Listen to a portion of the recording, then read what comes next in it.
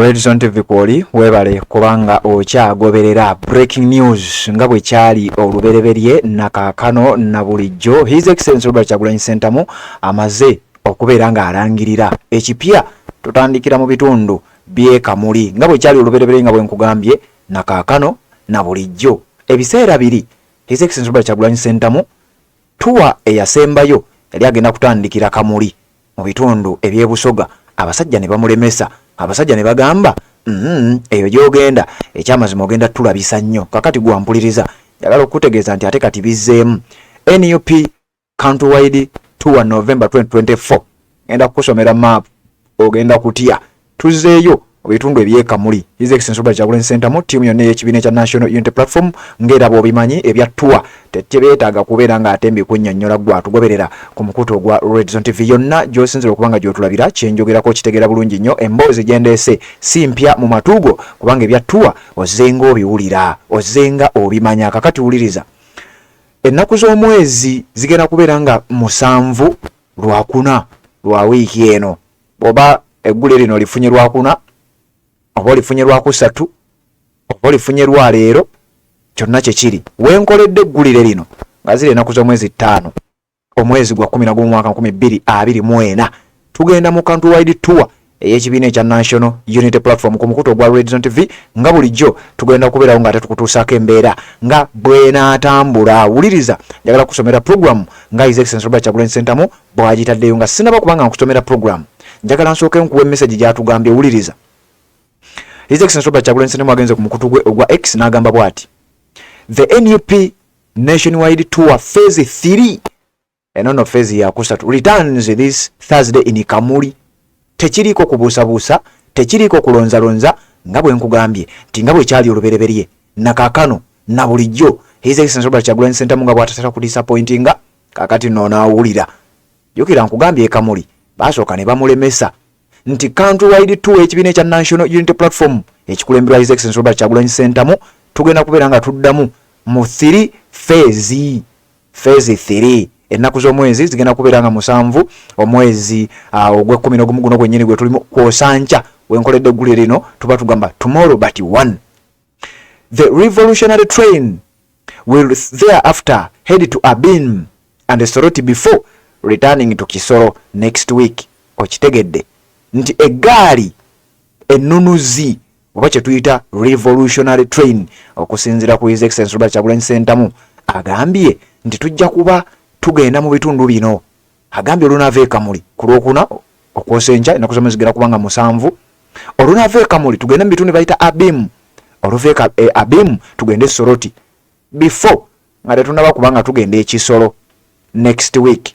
Jukira Ekisoro onaawulira ngenda kuwa map ojja kutya Ekisoro ye wali by election. We are coming your way to mobilize, agitate and charge you to organize for change. Okategedde nti tujja gye muli okubakunga okubakumaakuma n'okubakyajinga wakumamu omuliro oba kyemba nkozesa okuddamu buto okuttukiza struggle yaffe ey'okulwanirira enkyukakyuka.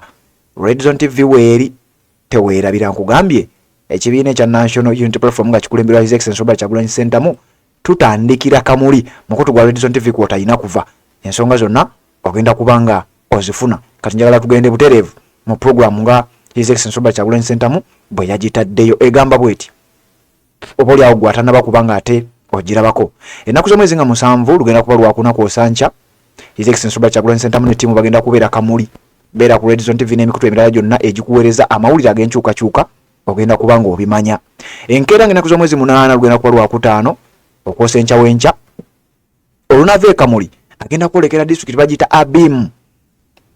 Olunaava mu Abim enkeera ng'ennaku z'omwezi 9 lujja kuba lunaku lwa Sunday teri kuwummula lujja kuba lwa Saturday teri kuwummula. Soroti His Excellency Robert Kyagulanyi Ssentamu gyagenda okubeera gwampuliriza ku mukutu ogwa Redson TV teweetaaga bino kubeera ng'obisubwa. Olunaava e Soroti then tuwummulemu ku Sunday. His Excellency Robert Kyagulanyi Ssentamu ne ttiimu yonna tusooke tudde e Kampala tusooke tweyozeeyozeeko enfuufu tusooke tweyozeeyozeeko obukoowu then ku Monday ng'ennaku z'omwezi 11 mwezi gwa 11 omwaka 2024 tugivuge eggaali ey'enkyukakyuka paka Kisoro. N'enkeera nga 12 mwezi gwe gumu tujja kuba Lwakubiri nga 12 tujja kusigala Kisoro nga 13 waliwo okuwummulamu okusinziira ku kalenda gye nnina.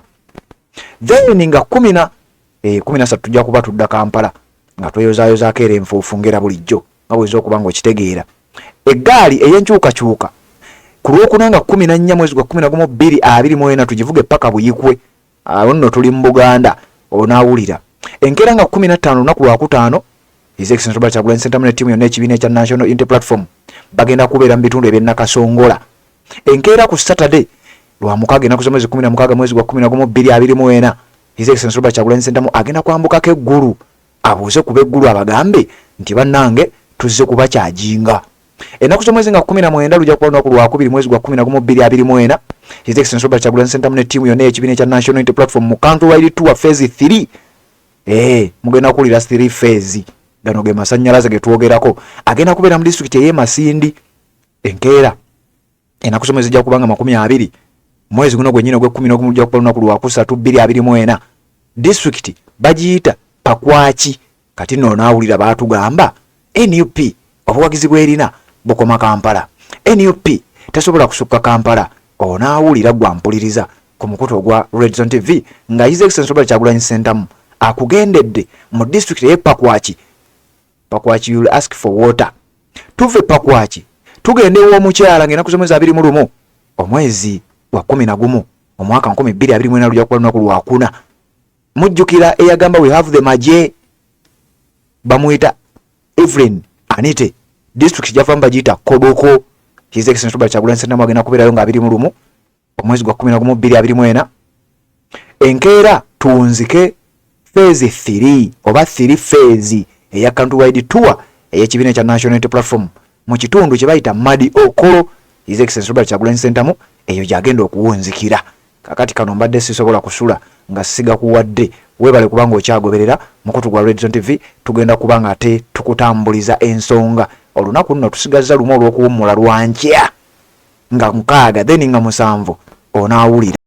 Assalamu alaikum wa rahmatullahi wa barakatuh. Amanya n'eddoboozi Haji Abdu omusomi w'eddua nkola ku nsonga ez'enjawulo emirimu nga gikutataganyeko ebyenfuna byo nga bidobonkanye n'oba oli bweru wa ggwanga emirimu gya kucankalanako dangu kusomere ku ddua okuva nedda eddua zaabaawo eddua zisomibwa omuntu n'oterezebwa mu mbeera yonna ebadde ekwesibyeko akanyaga. Nina ekyoto kyensobola okukumira wadde oli bweru wa ggwanga nga toli kumpi wano n'ofuna omukisa ogwo nawe n'osomerwako ku ddua nga nkuteddeko n'akabaani Allah ajja kusaasira ajja kwanukula. Kuba ku namba yange y'essimu 0752 44 71 56 ne ku WhatsApp kwendi mpereza obubaka sobole okuyamba. Assalamu alaikum wa rahmatullahi wa barakatuh.